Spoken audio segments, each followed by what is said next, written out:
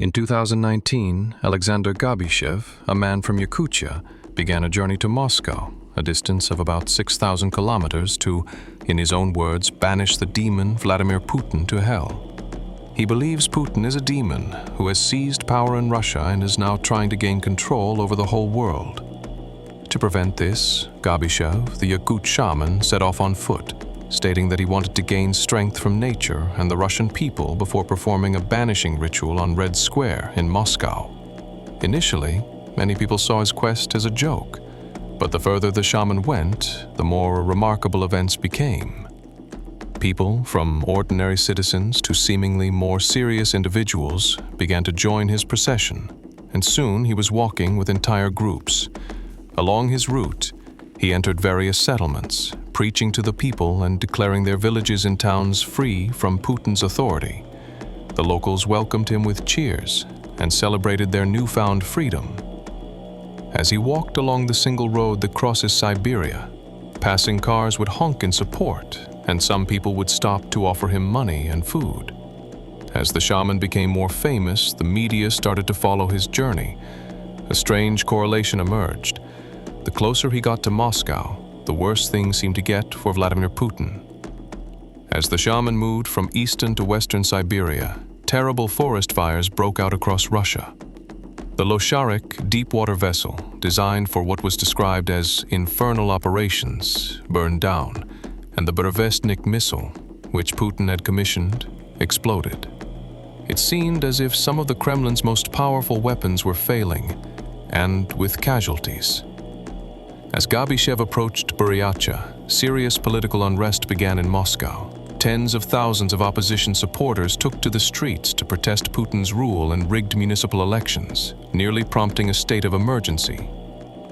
Buryatia, one of the poorest and most exploited regions in Russia, saw an unprecedented event when the shaman arrived.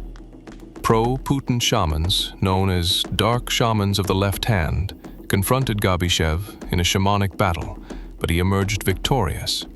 He then traveled to Ulan-Ude, a city where little had happened since the 19th or 20th century, and his presence almost sparked a revolution.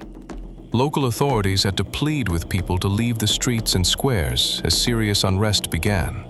The shaman continued his journey, approaching the border between Buryatia and the Irkutsk region, where opposition leaders had recently won power and were eager to welcome him with open arms. Fearing that tens of thousands of local residents would rally for the shaman in Irkutsk, the FSB, on orders from the Kremlin, launched a special operation. FSB special forces arrived by helicopter, captured Gabyshev and his companions, and flew them to Ulan-Ude before sending them back to Yakutia on a special FSB flight. Gabyshev was placed under house arrest, but authorities were hesitant to imprison him. While his talk of banishing a demon was clearly aimed at Putin, practicing exorcism is not a criminal offense in Russia. Instead, he was accused of extremism and making calls for the violent overthrow of power. But international media attention on his case prevented him from being put in prison. In October of that year, Gabyshev set out for Moscow again, this time taking a more difficult back-road route. The entire leadership of the Yakut FSB, police and prosecutor's office were on high alert, reportedly believing in his shamanic powers. They launched a 3-day search, eventually finding him and claiming in a police report that he had used a homemade sword to tear the jacket of an Interior Ministry officer during his arrest. He was sent back home to Yakutia. But local authorities continued to show a clear fear of his power. This is seen by some as a direct consequence of the Russian government's official policy of promoting spiritual and magical thinking, with Putin himself frequently visiting monasteries and seeking guidance from elders.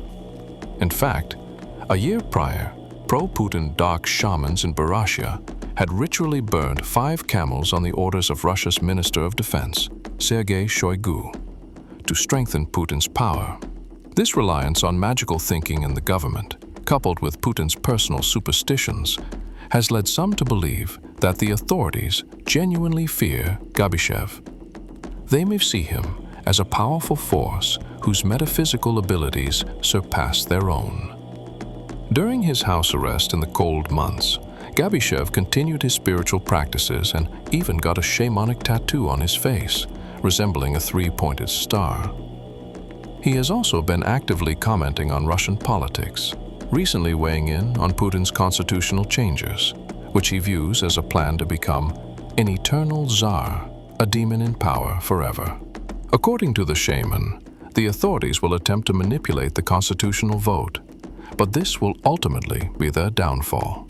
He stated, "This will be a sentence for them, because you can't hide a needle in a sack. This will be a powerful explosion." He also predicted that Putin's reforms will not change the course of history, and that the government is digging its own grave. Addressing the Duma deputies who voted for Putin's eternal rule, Gabyshev said they had committed a crime and would be held accountable. He also advised Russians to hold an emergency People's Assembly, repeal illegal laws, and remove the president if a dire situation arises. The shaman has announced his intention to continue his march, but this time on horseback, not on foot. And he is preparing for his journey by looking for horses and building connections. He stated, "I'm waiting, as they say, for the voice of God until summer." Gabyshev also offered a prophecy for Russia's near future. The time will come when the forces of light will be stronger than the dark ones. Now the dark ones are stronger than us. They beat, humiliate, and even kill us. But we will become stronger and will be stronger than them. Many people are still asking about Alexander Gabyshev, and his story continues to resonate. Some believe that the current global situation, such as the pandemic, is a metaphysical event that he will not be able to ignore. Many hope that he will one day reach Moscow and perform his ritual, striking his tambourine and turning Putin to ash.